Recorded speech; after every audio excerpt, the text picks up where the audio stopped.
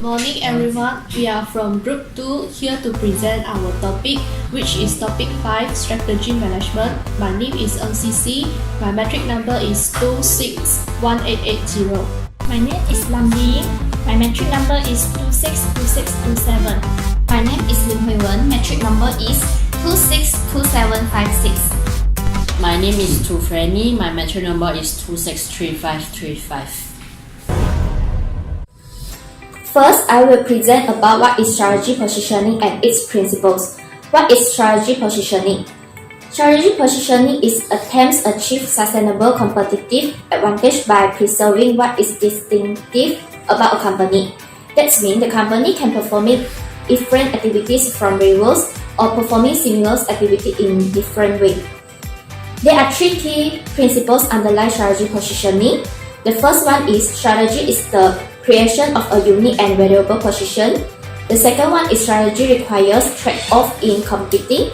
And the third one is strategy involve creating a fit among activities. The first one is strategy is the creation of a unique and valuable position.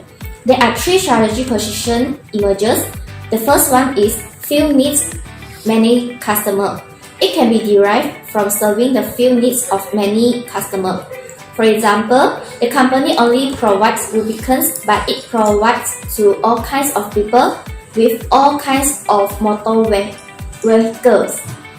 The second one is broad needs, few customers.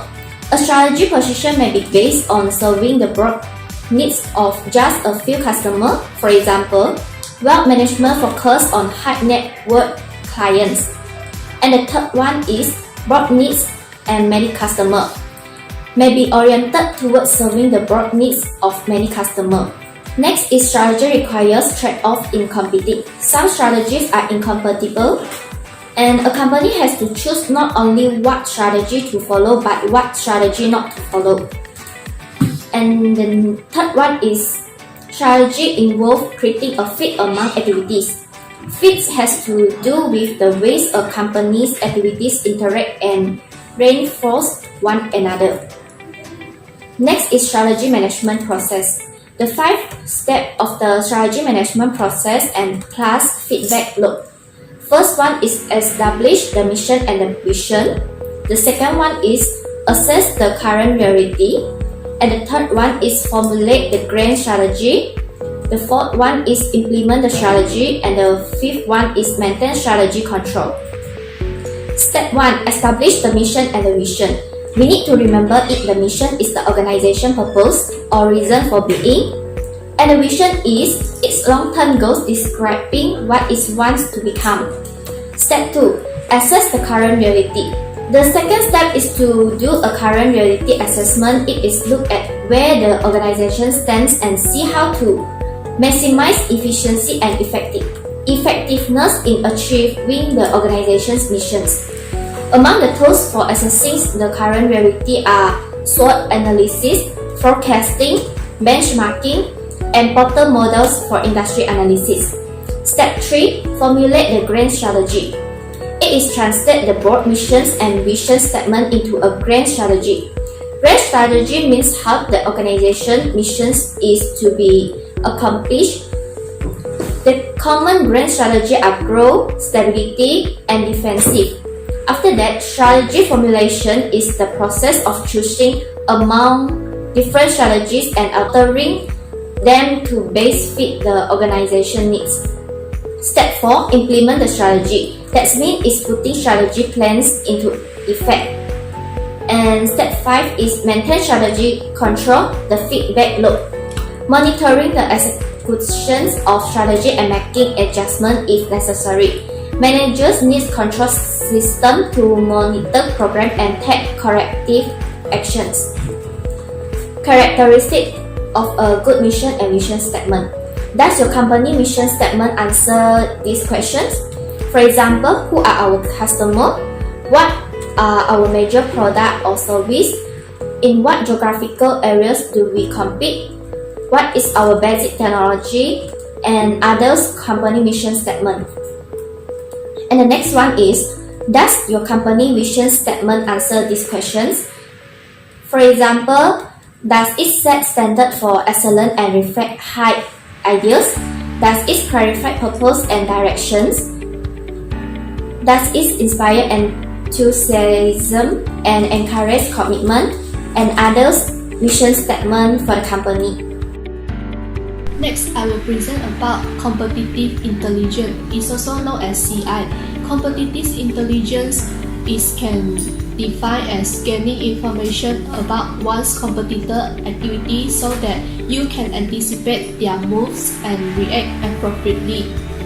It also involves activity of observing, gathering, analyzing, and distributing about products, customers, competitors, and any aspect of the environment needed. It used to support executive and manager in strategy decisions making for an organization. Next, I will present a SWOT analysis. It's also known as SWOT. S is referred to strength, W is referred to weakness, T is referred to threat, and O is referred to opportunity. The component of SWOT analysis, according to Stephen Robbins David Dizenza, SWOT analysis is a process that involves 4 areas in order to identify niche that the organizations can exploit. It has 4 components: strength, weakness, opportunity, and threats.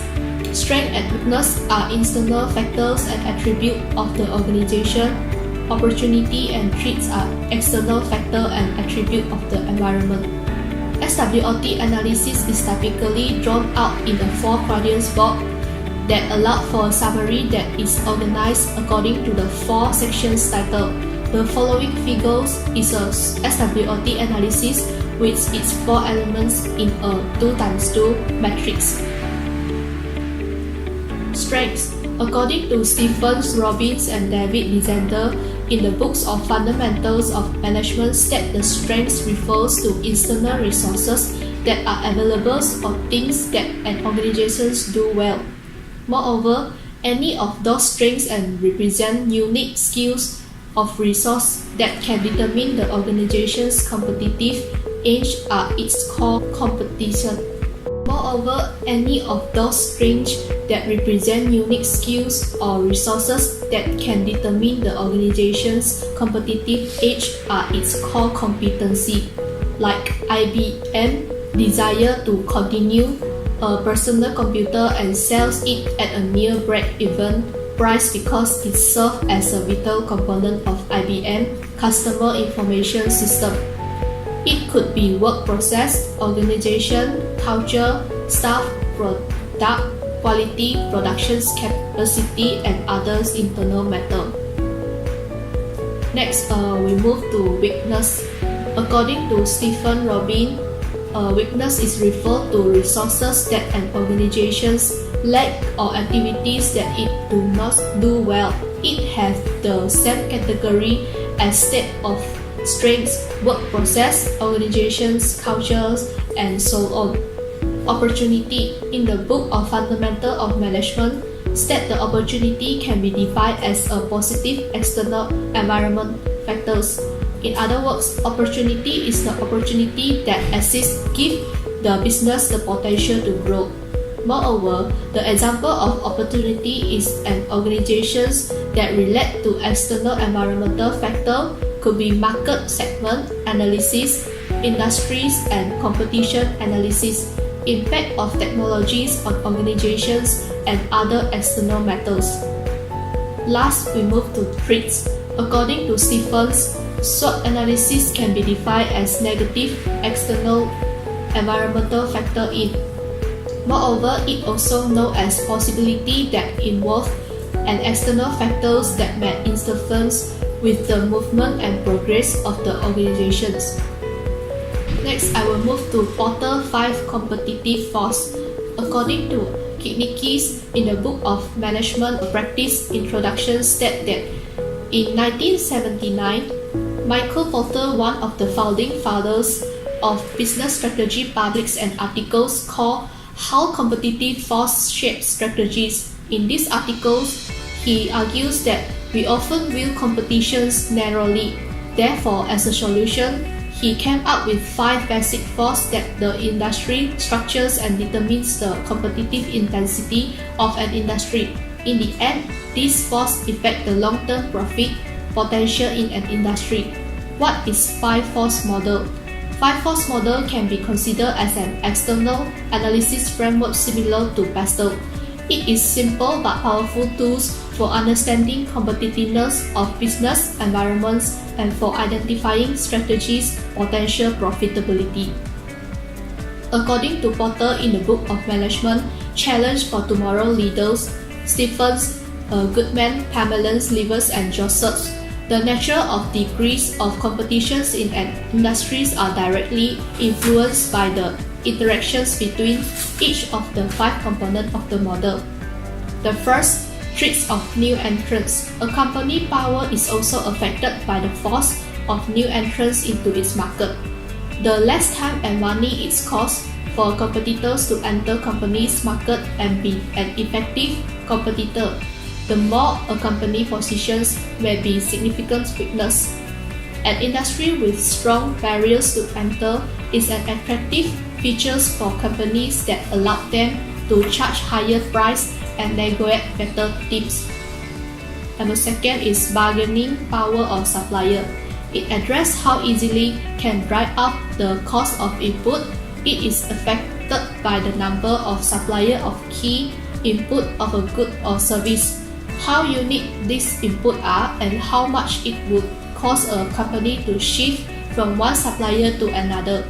The fewer the number of suppliers and the more a company depends upon a supplier, the more power a supplier holds to drive up input costs and push for advantage in trade.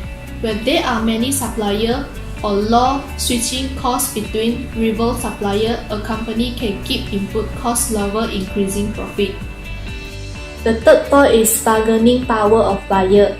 The specific deal with the ability that customers have to drive price down. It is affected by how many buyers or customers a company have, how significant each customer is, and how much it would cost a company to find new customer or market for its output. A smaller and more powerful client base means that each customer has more power to negotiate for low price and better deals. A company that has many smaller independent customers will have an easier time charging higher price to increase profitability. The fourth point is threats of substitute product or service. Substitute goods or service that can be used in place of a company's product or service pose a threat. Companies that produce goods or service for which there are no close substitute will have more power to increase price and lock in favorable terms. When close substitutes are available, customers will have the options to forgo buying a company products and company power can be witnessed. The last point is rivalry among competitors. The force refers to the number of competitors and their ability to undercut a company. The larger the number of competitors, along with the number of equivalent products and services they offer, the lesser the power of a company. Suppliers and buyers seek out a company's competitor, or if they are able to offer a better deal or lower price. Conversely, when competitive rivalry is low, a company has greater power to charge higher price and set the term of deal to achieve higher sales and profit.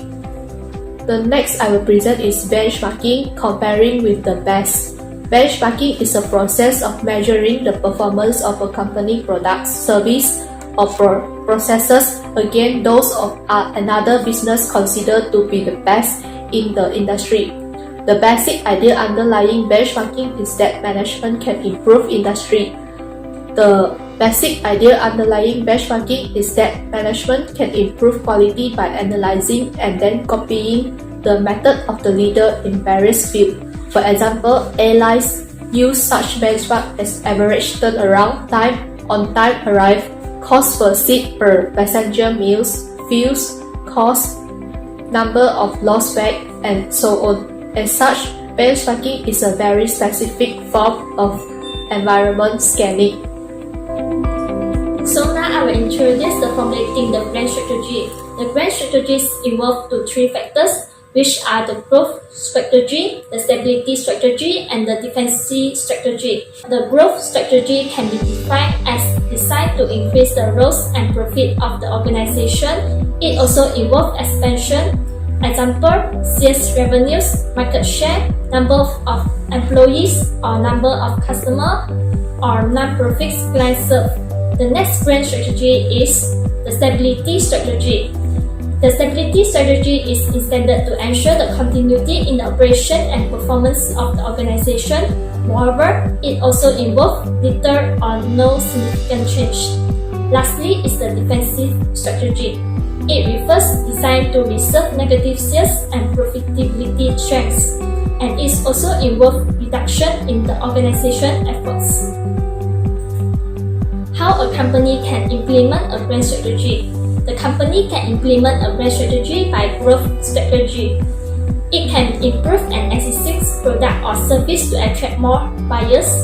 It can increase its promotion and marketing efforts to try to expand its market share.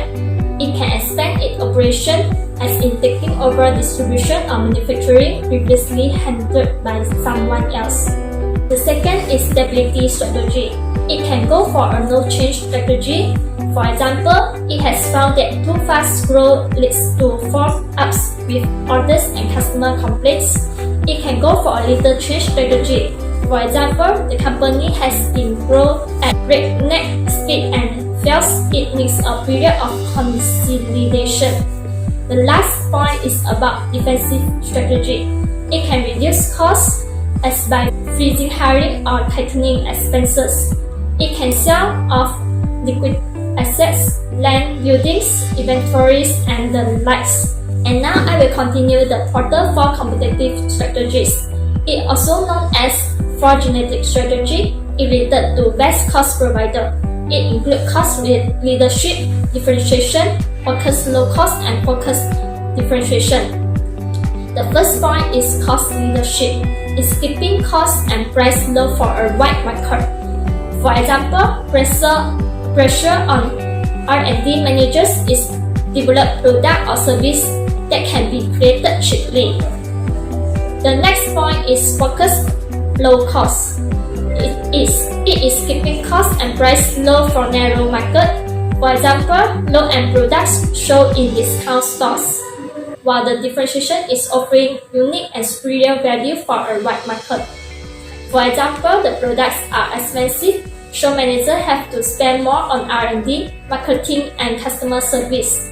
The last point is focus differentiation. It's offering unique and superior value for a narrow market. For example, some luxury cars are so expensive, so only a few car buyers can afford them. Next, I will make a comparison on single product strategy and diversification strategy. The single product strategy is focused but vulnerable. For example, company makes and sells only one product with its market. The benefit is focused while the risk is vulnerability. The diversification strategy is operating different business to spread the risk. It consists of two types, which is unrelated diversification and related diversification. Unrelated diversification covers independent business lines and it operating several businesses under one ownership that are related to one another.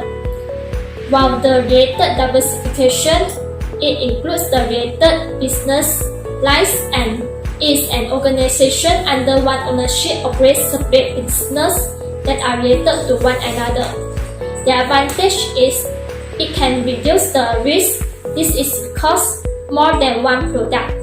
The second point is management efficiencies, which is an administration spread over several businesses, and lastly is synergy, which is about the sum is greater than the parts. The next point is the BCG matrix. BCG matrix is a means of evaluating strategic business unit on the basis of their business growth rates. This is mean how fast the entire industry is increasing. The second point is their share of the market, which means the business unit share of the market in relation to competitions. The BCG matrix relate to market growth is divided into two categories, low and high. Market share is also divided into low and high. Thus, in this metric, stars are business units that are highly desirable, high growth, high market share compared to dogs which are so desirable, which has the low growth and low market share. The star have high growth, high market share means definite occupiers, then question marks, risky new venture, and some will become star or some will become dogs. The next is cash cow. Cash cow has slow growth but high market share. This will increase the income, finance star, and question mark. The last one is dogs, which have low growth and low market share, and this should be gotten rid of. Next, I will present implementing and contouring strategies execution. Implementing the strategy is putting strategy plans into effect. This means dealing with roadblocks within the organization, structure and culture, and seeing if the right people and control systems are available to execute the plans. Other means of implementing the strategy is overcoming resistance by people who feel the plan threatens their influence or livelihood. Maintaining strategy control is monitoring the execution of strategy and taking corrective action. The suggestion from Brian Barry is engage people. That is actively engage people in clarifying what your group hopes. Next is keep it simple. That is keep planning simple. And next is stay focused. That is focus on the important things. And last is keep moving toward your vision and adjusting your plan. Execution, getting things done. A central part of any company's strategy. It consists of using questioning, analysis, and follow through to match strategy with reality, arrange people with goals, and achieve result promise. Next is effective execution requires managers to build a foundation for execution within three core processes found in any business, that is people, strategy, and operations. The first core process is people. You need to consider who will benefit you in the future. Of the three core process, the people process is the most critical. Example, an effective leader tries to evaluate talents by linking people to particular strategy, milestone, developing future leaders, dealing with non-performers, and transforming the mission and operations of the human resource department. The second core process is strategy. You need to consider how success will be accomplished. A good strategy plan addresses 9 questions. Example, a leader must take a realistic and critical view of its capabilities and competencies. If it does not have the talent in finance, sales, and manufacturing to accomplish the vision, the chance of success are drastically. The third core process is operations. You need to consider what part will be followed. Operation provide the path for people to follow. How executions helps implement and control strategy. Many executives appear to have an aversion to execution, which associated with boring statics, with the tendency of doing as opposed to the excitement of visioning, and which their hand off to subordinates. That's all from us. Thank you.